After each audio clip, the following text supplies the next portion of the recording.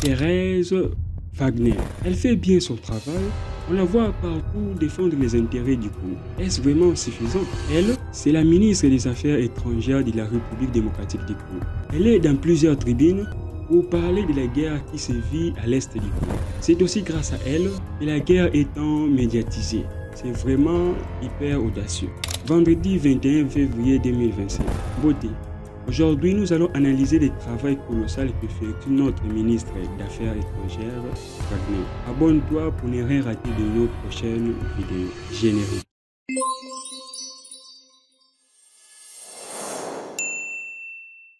Arrivée au gouvernement avec le gouvernement souminois en 2024, elle hérite la guerre qui dure plus de 30 ans à l'est du Congo. Elle fait vraiment de son mieux pour mettre fin à cette guerre. Sur le front diplomatique, le président Félix Tshisekedi a donné confiance à cette dame et il est vraiment bien représenté. Elle prend des paroles partout où elle va, dans toutes les langues possibles, en lingala, en français, en anglais. Elle est vraiment à féliciter. Avant-hier, elle avait aussi pris la parole devant de nombreux représentants des pays dans l'Organisation des Nations Unies. Voici un extrait. Chaque jour, la Croix-Rouge et le CICR ramassent des cadavres dans les rues, tandis que les morgues dépassent leurs capacités. Dans des camps de fortune, les cas de Mpox, choléra et rougeole se propagent, menaçant des milliers de déplacés sans accès à l'eau potable. Ceux qui survivent risquent de mourir autrement, sans aide, sans soins, sans évacuation. Les humanitaires sont pris pour cible, l'accès aux sinistrés bloqué. Voilà ce qui se passe quand un groupe terroriste prend le contrôle d'une ville et impose son administration criminelle sous le regard de ce conseil. Ce conseil qui observe, ce conseil qui condamne, mais ce conseil qui n'agit pas. Et maintenant, Bukavu. Même scénario. Pillage. Hôpitaux détruits. Routes coupées. Une guerre qui tue aussi par la faim et la privation des soins. Mais là encore, ce n'est pas suffisant pour ceux qui mènent cette campagne de terreur. À la privation s'ajoute l'exécution. À l'effondrement humanitaire s'ajoute la barbarie. Hier, le 18 février, le Haut Commissariat aux droits de l'homme a rapporté que des exécutions d'enfants auraient été perpétrées par la coalition RDF M23. Oui, des enfants, abattus comme des cibles. Que reste-t-il de l'humanité lorsque même les plus jeunes, les plus innocents sont exécutés? Monsieur le Président, nous avons entendu cette formule devenue un refrain commode des solutions africaines pour des problèmes africains, mais qui ose encore s'en servir aujourd'hui comme prétexte à l'inaction.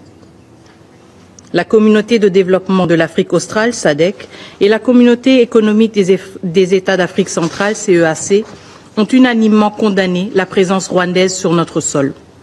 Ce fait n'est plus contesté.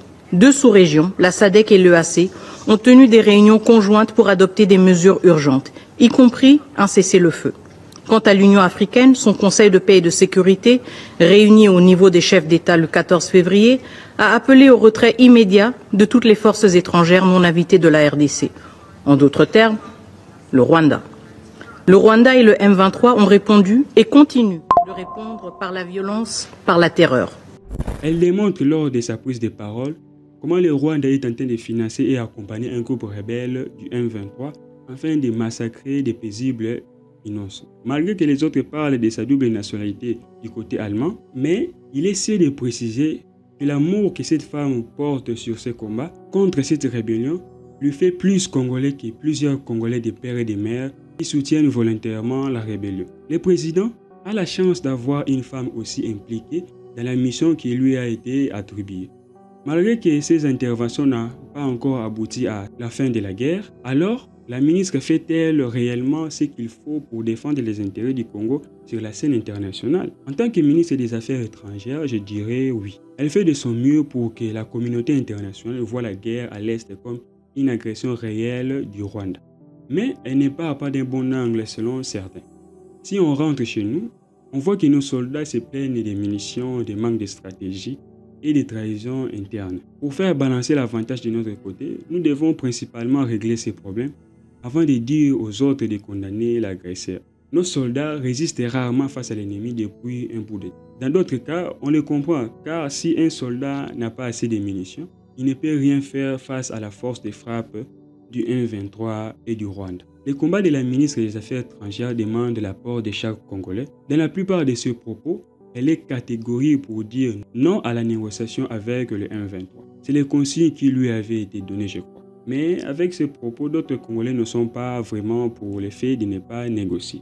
Que la négociation aiderait le Congo d'arranger ses problèmes internes, surtout militairement. Il n'y a pas longtemps, donc hier, l'Allemagne soutient le dialogue entre le M23 et les gouvernements. On peut lire ceci de la part de la ministre fédérale des Affaires étrangères allemande qui pousse les autorités congolaises à parler au M23 et prendre au sérieux les intérêts légitimes de sécurité du Rwanda. La souffrance du peuple doit cesser. Alors, quels sont les résultats concrets de son travail à l'international? Grâce à ces prises de parole intenses, les pays comme les États-Unis qui fermaient les yeux sur cette guerre commencent à mettre la pression au Rwanda, même si ce n'est pas encore suffisant pour stopper le Rwanda au Congo. En plus de ça, une sanction économique imposée en ces jours par les trésors américains à James Kabarebe, le ministre d'État rwandais de la coopération régionale, et à Laurence Kanyuka, porte-parole de l'AFC M23, pour des activités terroristes à l'est de la RDC. Plusieurs pays tentent aussi de tendre la main aux pays, tels que la Russie, l'Afrique du Sud, selon les sollicitations du gouvernement congolais. Malgré que Mme Thérèse fait de son mieux, les pays comme la France ne changent pas sa position sur cette crise, à savoir que la France considère que le conflit est inter-congolais et le gouvernement congolais doit d'abord négocier avec le M23 après sa prise de Goma et Bukavu. Juste une information, l'Union européenne finance à hauteur de 20 millions d'euros une opération militaire rwandaise au Mozambique et cet argent sert principalement à payer des soldats rwandais et à la logistique, alors que la France fournit aussi les armes et les renseignements aux troupes rwandaises. Le Rwanda utilise une partie de ce fonds pour soutenir le combat en RDC. Les soldats rwandais qui sont actuellement à Goma, Bukavu, sont payés majoritairement par l'argent de l'Union européenne. Peut-on réellement espérer une solution diplomatique à la guerre grâce à l'approche de notre ministre des Affaires étrangères? Oui et non. Le Congo n'a pas simplement besoin de gagner diplomatiquement, mais aussi être fort militairement pour défendre des éventuelles rébellions. Nos militaires ne font que reculer depuis les massacres de Goma. Le Rwanda n'a pas encore retiré ses troupes. Avant de partir demander des sanctions contre le Rwanda devant l'ONU, devons-nous simplement nous poser des questions si on était capable de défendre l'intégralité de nos territoires? Sur cette question, je mets fin à cette vidéo.